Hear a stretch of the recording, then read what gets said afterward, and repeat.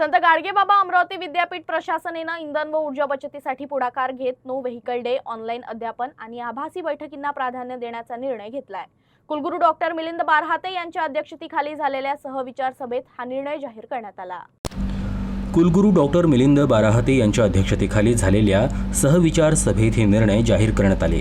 पंतप्रधान नरेंद्र मोदी आणि मुख्यमंत्री देवेंद्र फडणवीस यांच्या ऊर्जा बचतीच्या आवाहनाला प्रतिसाद म्हणून या उपाययोजना राबविण्यात येणार आहेत।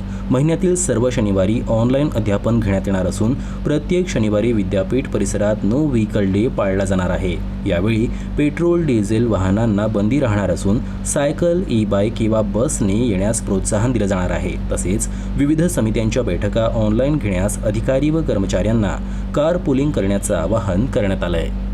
विद्यापीठातील सर्व पदव्युत्तर शैक्षणिक विभागांचे प्रत्येक महिन्याच्या शनिवारी होणारे अध्यापन हे ऑनलाईन पद्धतीनं घेण्याचा निर्णय घेण्यात आलेला आहे।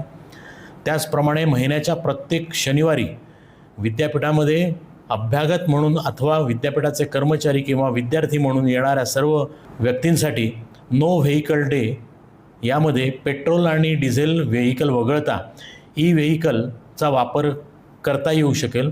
त्याचप्रमाणे या तरतुदीमध्ये दिव्यांगांना वगळण्यात आलेले आहे। त्याचप्रमाणे विद्यापीठाच्या संपन्न होणाऱ्या सर्व बैठकांचे आयोजन हे ऑनलाईन पद्धतीने घेण्याचा निर्णय घेण्यात आलेला आहे।